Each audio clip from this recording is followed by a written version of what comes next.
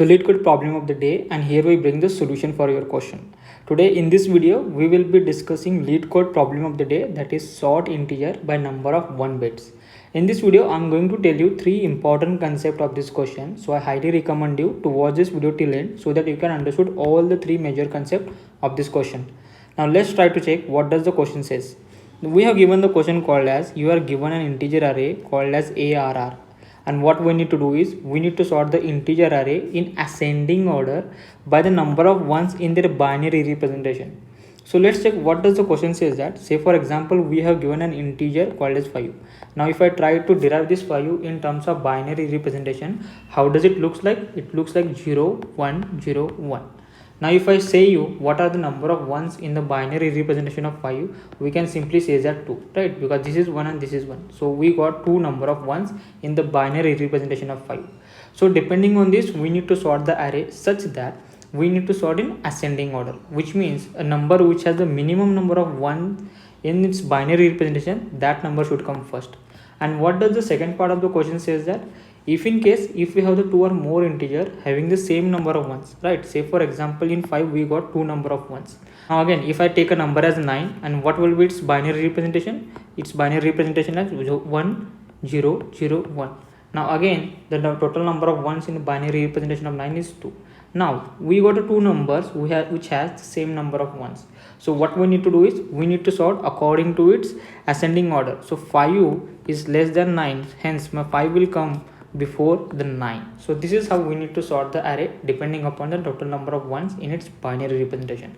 So I hope so you understood the meaning of the question. Now let's check the sample input output. This is our first sample input. So let's check how we can derive the solution for this. So we got a first number as 2, and if I try to represent this 2 in binary representation, how does it looks like? It looks like 0 0 1 0. Now I got a number as 5, and if I try to represent in binary representation, how does it looks like? 0 1 0 1. Now I got 7, I will represent as 7 as 0 1 1 1. Now I got as 9, so I will represent as 1 0 0 1. Now I got 4, I will simply represent it as 0 1 0 0. So this is the binary representation of all the numbers present in my array.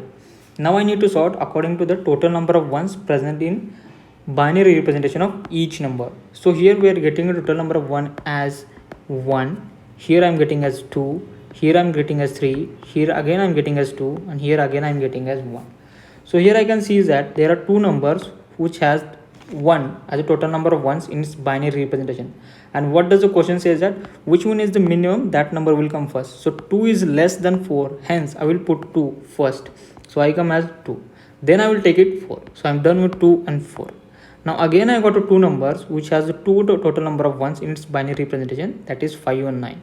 Now again 5 is less than 9, therefore 5 will come first before the 9. So I will simply put it as 5 and then 9. So we are done with this and this. So and finally we are left with only one number, that is 7, which has 3 number of ones present in its binary representation. Therefore it will have a 7.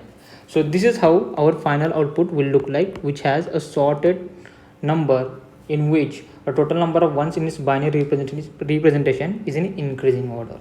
Now let's check another sample input output. So this is another sample input output. If I try to check a binary representation, a total number of ones present in 4 is 1, in 2 again it is 1, in 8 again it is 1, and 16 again it is 1, in 32 again it is 1, right? So what I say with this, even if we are getting the same number of ones in this binary representation, we need to sort according to the number which is smaller. Therefore 2 is less than 4, hence 2 will come first before my 4. Now then will come 8, then I have 16, then I will have 32. So this will be my final input output. So I hope so you understood the meaning of the question and some sample input output. Now let's try to check how we can derive the solution for this question. So before we try to derive the solution for this question, let's check out how we can count the total number of ones present in binary representation of any number. Say for example we have given a number called as 5, right? So we got a 5. Now the question comes, how do we represent the 5 in its binary representation? We simply represent it as 0 1 0 1. So what we need to do is we need to count a total number of ones present in 5. So there is one concept in bit manipulation, that is bit manipulation, right? How we can calculate the total number of ones present in any given number. So what we are going to use is there is one concept called as x is equal to x and x minus 1, and we need to go on continuing this till my x does not equals to 0, which means once my x reach to 0 I need to stop. So how we can do it, let's check. So initially my x is equal to 5, and how we can write 5 in binary representation? 0 1 0 1. Now what I did is x minus 1. So if my x is 5, what will be x minus 1? So this is my 5 and this will be my 4. And how I can represent 4 in binary representation? I can simply represent 0 1 0 0. Now what I need to do is I need to simply have AND operation on it. So it will have 0, it will have 1, again it will have 0, again it will have 0. So we perform one operation. How many operations we perform? 1. So what we will do is we'll keep the counter, which is initially it was 0, and now we have performed this one operation. Therefore I will simply increment this counter by 1. So from 0 I got 1.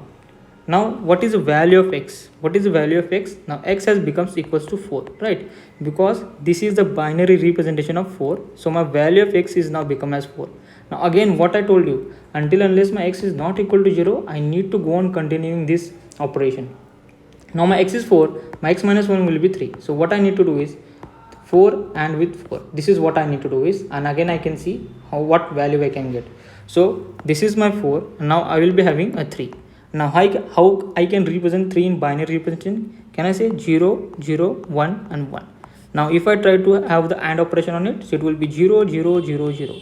Now again I have performed one operation, therefore I will increase the counter by 1, so it will become as 2. Now I can see is my value of x is equals to 0, which means I need to stop because there are no number of ones present in my given number.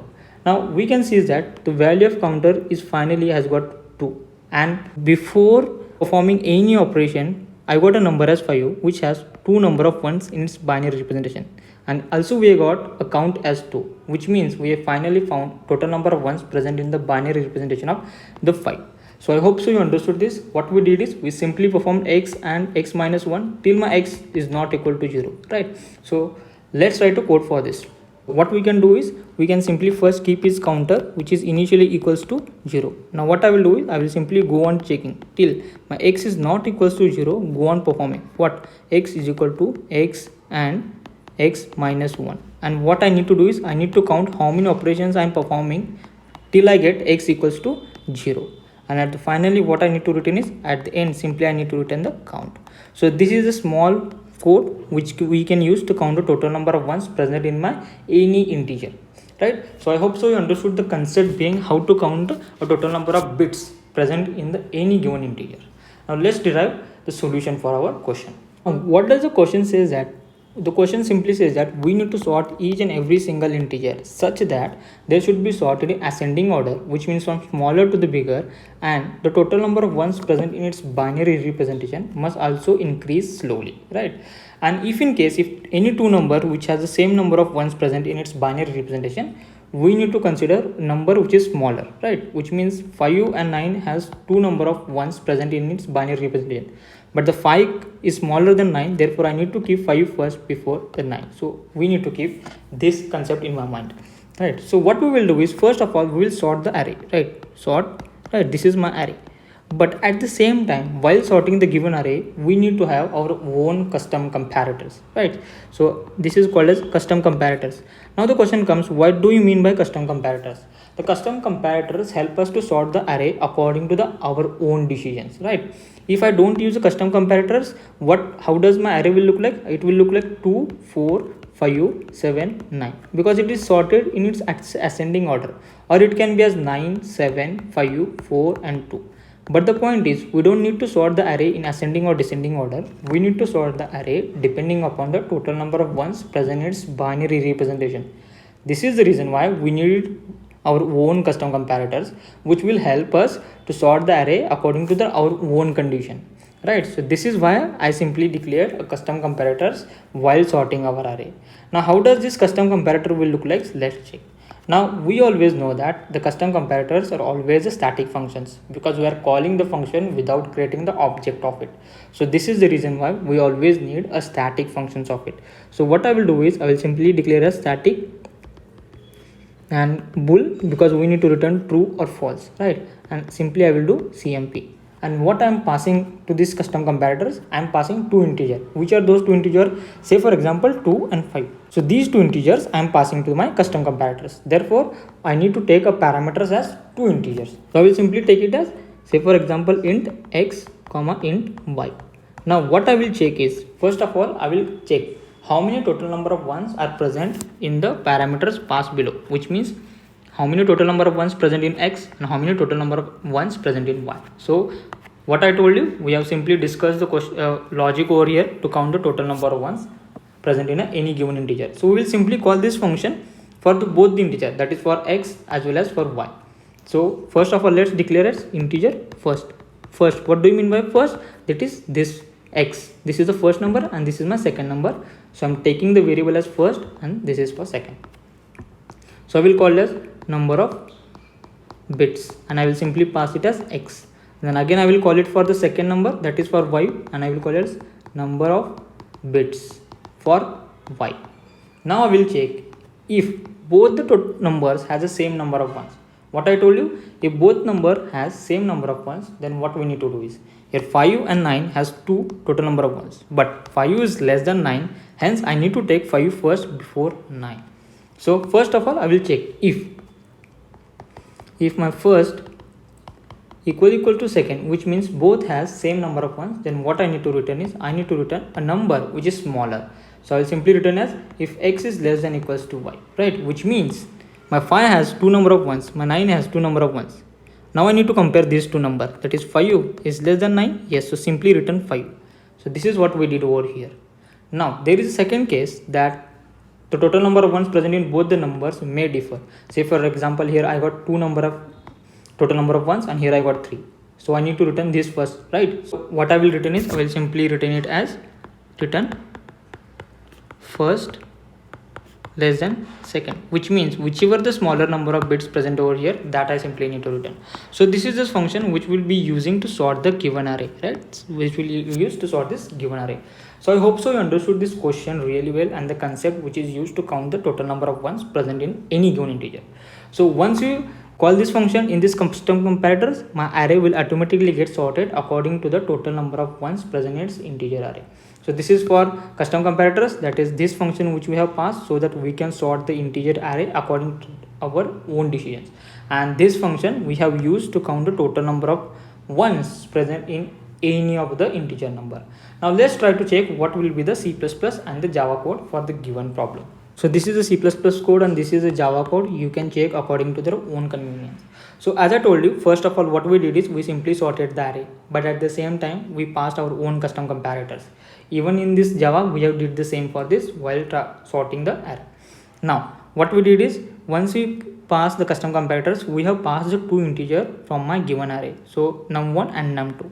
Now as I told you, that is first and second is nothing but this is my first number and this is my second number, and I use the same function what I taught you earlier, that is how to count the total number of ones present in any given integer value.